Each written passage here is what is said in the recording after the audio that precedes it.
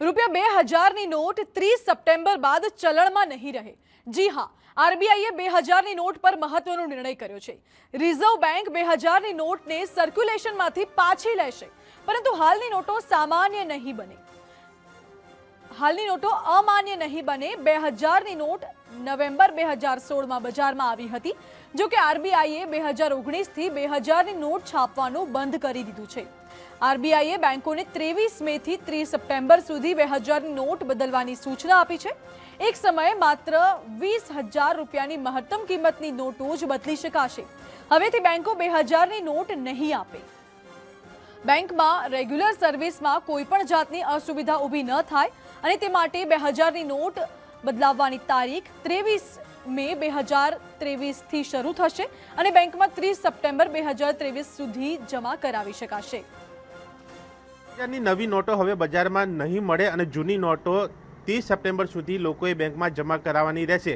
આ પરિસ્થિતિને લઈને બજારમાં વિવિધ ઇન્ડસ્ટ્રીઝ ઉપર કેવા પ્રકારની અસર સર્જાશે તેને લઈને આપણી સાથે વાત કરવા માટે જોડાયા છે જીસીસીઆઈના પ્રેસિડેન્ટ પથિક પટવારી। તેમની સાથે વાત કરીશું। પથિકભાઈ, કેવા પ્રકારની અસર આ નિર્ણયને લઈને 2000ની નોટો હવે નવી નહીં મળે, જૂની જમા કરાવવાની રહેશે?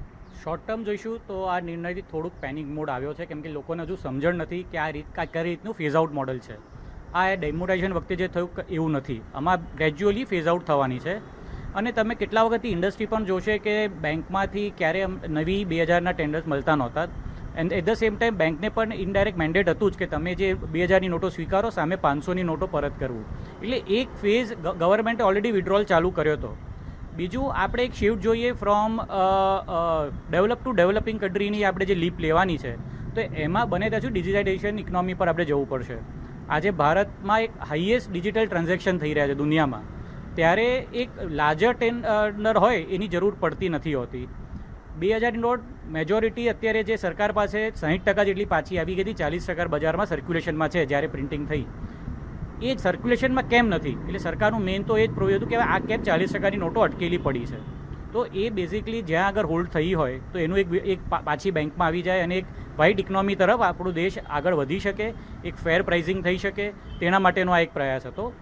જ્યારે 2000ની નોટો આવી ત્યારે પણ એક સંદેશો આપવા જ આવ્યો હતો કે આમાં સિક્યોરિટી ફીચર્સ ઘણા લિમિટેડ છે, કેમ કે આ લિમિટેડ ટાઈમ માટે મુકાય છે। ત્યારે પણ બધાએ સમજવાનું જ હતું કે આ નોટનું બહુ લાંબુ ભવિષ્ય નથી। ઇન્ડસ્ટ્રીઝની વાત કરીએ, જીસીસીઆઈ સાથે ઘણી બધી ઇન્ડસ્ટ્રી જોડાયેલી છે। કેવી ઇન્ડસ્ટ્રીઝને કેટલા પ્રકારની કેટલા ટકા અસર પડશે?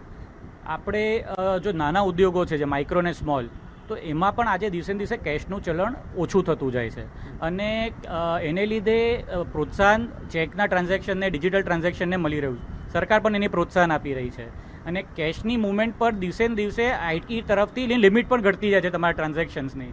એટલે એમાં ટીસીએસ કપાતો થઈ જાય છે, ટીડીએસ, તમે બેંક વિડ્રોલમાં પણ ટીસીએસ આવી ગયો છે। તો એ રીતે સરકારને બને એટલું કેશના ટ્રાન્ઝેક્શન્સ ઇન્ડસ્ટ્રીમાં ઓછા કરવા છે। આજે આપણે નાના વર્ગને જ્યારે વેજીસ કે સેલરી આપવામાં આવે છે ત્યારે પણ એને આપણે ચેકથી કે કેમ જનધનના ખાતાથી એ લોકોને ખાતામાં જ આપવામાં આવે છે। બીજું કે નાના ઉદ્યોગોને પણ 500થી વધારે નોટની જરૂર પડતી નથી હોતી ટ્રાન્ઝેક્શન્સમાં। 2000ની નોટ કદાચ સરકારને પણ એવું લાગતું હતું કે એ બ્લેક મનીમાં યુઝ થતી હતી। અમુક સેક્ટર્સ છે આપણા ઇન્ડસ્ટ્રીના કે જેમાં એ વસ્તુનું ચલણ હજુ પણ વધારે છે, તો એ જગ્યાએ એનો કર્બ મુકાય અને રાઇટલી ઇકોનોમીને વ્હાઇટ તરફ લઈ જવાય તેનો આ પ્રયાસ છે। કઈ જગ્યાએ ક્ષેત્રની આપ વાત કરી રહ્યા છો? જોઈએ તો રિયલ એસ્ટેટ સાથે જે ઉદ્યોગ સંકળાયેલો ત્યાં આગળ થોડું ચલણ વધારે છે, કેમ કે કાચી જમીન છે એની સાથેનું લેનદેન થતી હોય એટલે એમાં 100% એનો પ્રયોગ થતો હોય છે। પણ એ વસ્તુને ડિસ્કરેજ કરવું પણ જરૂરી હતું, નો ડાઉટ। અને લીધે શોર્ટ ટર્મમાં જમીનોના ભાવમાં કે રિયલ એસ્ટેટના ભાવમાં જે એરિયાની અંદર કેશના ટ્રાન્ઝેક્શન થતા હતા ત્યાં થોડું કરેક્શન આવશે, થોડું ભાવ ઘટશે, પણ ઓવર લોંગર પીરિયડ આ વસ્તુ સ્ટેબિલાઇઝ થવાની જ છે। બહુ ઓછા રાજ્યો છે જ્યાં આગળ આ રીતના કેશના ટ્રાન્ઝેક્શન્સ થતા હોય છે રિયલ એસ્ટેટમાં પણ, તો એ સ્પેસિફિકલી અમુક રાજ્યોને આની અસર વધારે પડશે। 2016માં નોટબંધી વખતે એ પણ જોવા મળ્યું કે જે ઊંચો વર્ગ છે એ લાઇનમાં જોવા નહોતો મળ્યો। કદાચ અત્યારે પણ આ 2000ની નોટો એમની પાસે હશે, કઈ રીતે એ લોકો જમા કરાશે? કારણ કે એક લિમિટેશન છે કે 10 નોટ જ જમા કરાવી, તો આમાં પણ ક્યાંક કંઈક પરિસ્થિતિ સર્જાઈ શકે? જો એ પેલું એ તો એક ઓર ધ એન્ડ સિચ્યુએશન જેવું છે, એટલે ગમે ત્યારે એ વસ્તુ સિચ્યુએશન આવવાની જ છે। પણ સરકારે 30 સપ્ટેમ્બર પછી પણ આ નોટને ગેરકાયદેસર નથી ઠેરવી, ત્યાં સુધીનું ચલણ એનું ચાલુ જ રહેવાનું છે। It will be a legal tender. એટલે એવું નથી કે એક પેનિક મોડ આવે। ઓફકોર્સ જેની પાસે પડ્યું હશે તેને એને કન્વર્ટ કરવું હશે કે બેંકમાં ડિપોઝિટ કરવું હશે, ત્રીજું, સરકારે ડિપોઝિટ કરવાની એ છૂટ આપી જ છે. એટલે એવું નથી કે એક્સચેન્જ કરી શકો, તમે ડિપોઝિટે કરી શકો છો. એટલે બને કે જે વર્ક અત્યારે સરકારનું main focus black money hoarding થાય છે એના ઉપર નથી, પણ આ જે બ્લેક મની છે એને સિસ્ટમમાં લાવવા માટે છે. એટલે અત્યારે એ ફિયરની બહાર રહેવાની જરૂર છે કે બ્લેક મની કોની પાસે છે કે શું છે. સરકારે અત્યારે ફોકસ ફક્ત ને ફક્ત બ્લેક મનીને સિસ્ટમમાં આવી જાય, આરબીઆઈના પરવ્યુમાં આવી જાય તેના માટેનો આ પ્રયાસ કર્યો છે. એક ચર્ચા એવી પણ ચાલી રહી છે કે 2000ની નોટને લઈને આ ડિસિઝન લેવામાં આવ્યું. 500ની નોટ પણ ક્યાંક બંધ થઈ શકે છે. આ એક ચર્ચાઓ ચાલી રહી છે. એક ફોરેન ફંડા પણ આવી શકે છે. ઘણી જગ્યાએ ચર્ચા મેં પણ સાંભળી છે, પણ આમાં એવું છે કે તમારો બાઇંગ પાવર ઓફ મની પણ જોવો પડે દરેક દેશનો. આજે આપણે યુરોની વાત કરીએ કે US ડોલરની વાત કરીએ, ત્યાં $100 કે 100ની કરન્સી સૌથી મોટી હોય છે. પણ $100 એટલે આપણા માટે 10,000 રૂપિયા કે 8,000 રૂપિયા થયા, કે 100 યુરો એટલે આપણે 90,000 રૂપિયા થયા, 9,000 રૂપિયા થયા. તો એ સમજવાનું કે 500 રૂપિયાની નોટથી નીચે કરવાથી સરકારને કેટલી કરન્સી વધારે પ્રિન્ટ કરવી પડે, એનો એક્સપેન્સ થાય, એટલી સર્ક્યુલેશન નોટ પર એનું મોનિટરિંગ કરવું પડે. એટલે ખાલી બ્લેક મની કંટ્રોલ કરવા કે ફોરેન દેશથી ખોટી નોટો આવે છે એને કંટ્રોલ કરવા માટે સરકાર એવું પણ પ્રયાસ ના કરે કે એમની બીજી મૂંઝવણો વધી જાય. એટલે જે આ જાતની ચર્ચાઓ ચાલે છે એમાં હું એને સમર્થન નથી આપતો. 500થી નીચેની નોટ નહીં જ હોય. હા, એવું બને કે સરકાર નવી નોટ ઇન્ટ્રોડ્યુસ કરે, કેમ કે કોઈ પણ ડેવલપિંગ ઇકોનોમીમાં નોટની કરન્સીની લાઈફ સાયકલ 5 વર્ષની ગણાય છે.